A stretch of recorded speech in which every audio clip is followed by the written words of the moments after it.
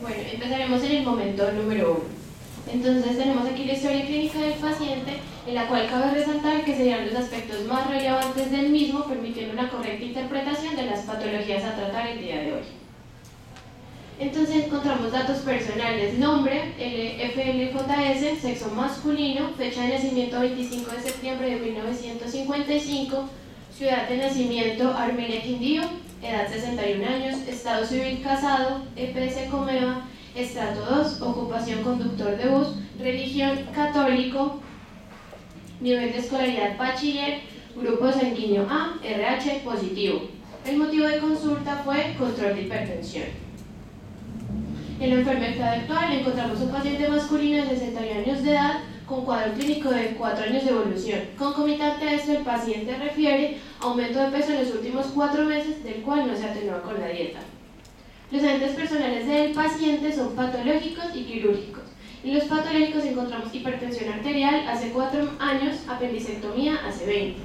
En antecedentes familiares paternos, hipertensión arterial. Maternos, diabetes tipo 2 y obesidad.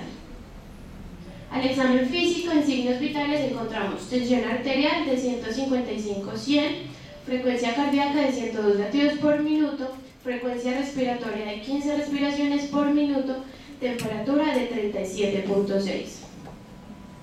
Al examen físico, peso 86 kilogramos, talla 1,68, que nos da un IMC de 30.4, que según Ketelec se encontraría en obesidad tipo 2.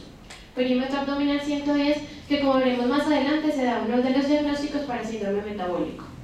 Al paciente se le solicitan paraclínicos de ayudas diagnósticas, en la cual encontramos glicemia en ayunas de 120, la cual está alterada, una glicemia pre y postcarga, aquí la postcarga en 150, también alterada, normal en 140, triglicéridos en 170, siendo normal menor a 150, colesterol total 204, colesterol HDL 30, los encontramos aquí disminuidos, una prueba hepática de 32, también se encuentra en un valor normal, y proteína C de alta sensibilidad también en un valor normal. Entonces, antes de definir el diagnóstico del paciente, vamos a empezar a hablar de la homeostasis glicémica y cómo es esta en un ser humano. Entonces, inicialmente vamos a hablar de la hormona insulina, que se secreta en las células beta del páncreas. Esta hormona, en su forma activa, está compuesta por 2 cadenas polipeptídicas, la cadena A y la cadena B. Tenemos la cadena A de 21 aminoácidos y la cadena B de 30 aminoácidos.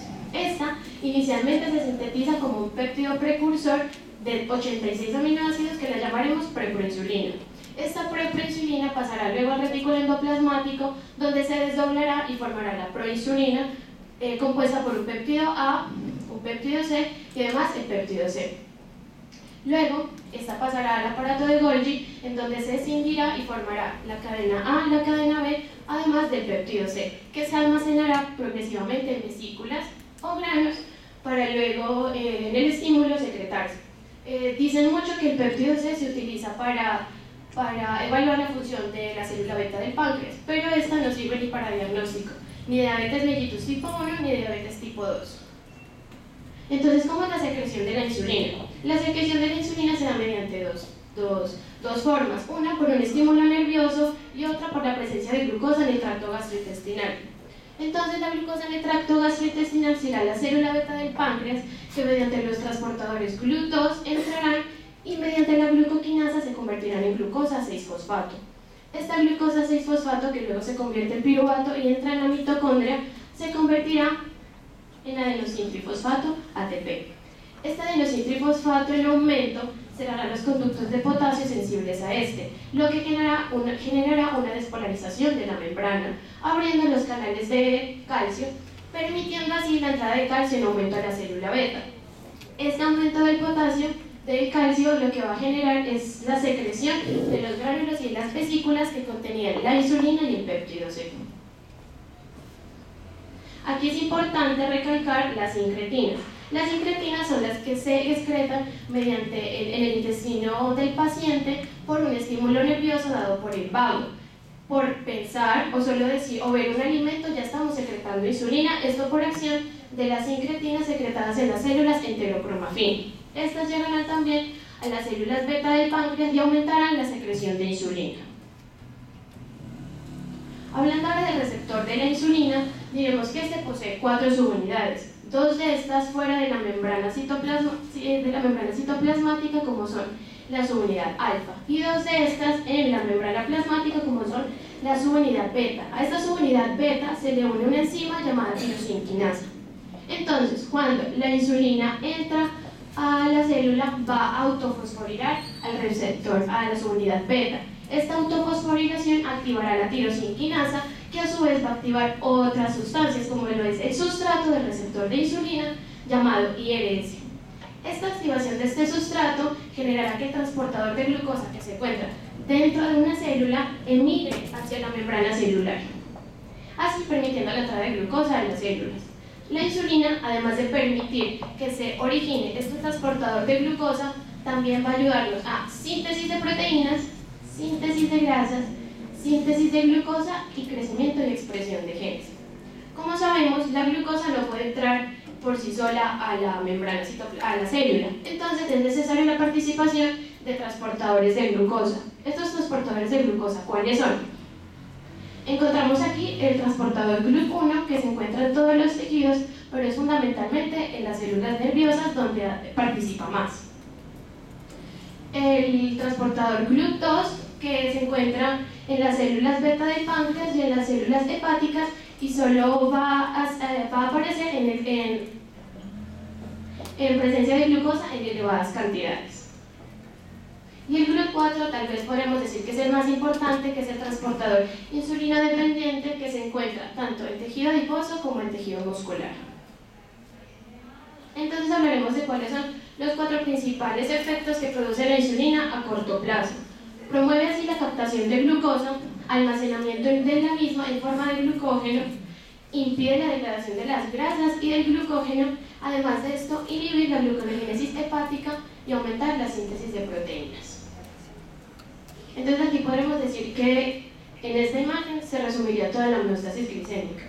Encontramos principalmente un actor páncreas, músculo, estómago, intestino, tejido adiposo, hígado y la corteza cerebral, tálamo, hipotálamo. Entonces la insulina, secretada como ya lo dijimos por las células beta del páncreas, va a dar mediante retroalimentación negativa inhibir la producción de glucosa hepática. También va a aumentar la utilización de glucosa tanto en tejido adiposo como en tejido muscular. La insulina, a su vez, afectará tanto inhibiendo el apetito en la corteza cerebral como el vaciamiento gástrico. También en el páncreas es importante recalcar otra hormona la cual se secreta en las células alfa, como lo es el glucagón. El glucagón lo que va a hacer es aumentar la producción de glucosa hepática, aumentando la gluconeogénesis. En los últimos estudios también se ha descubierto una nueva hormona, como lo es la milina, que se dice que es un análogo de la insulina.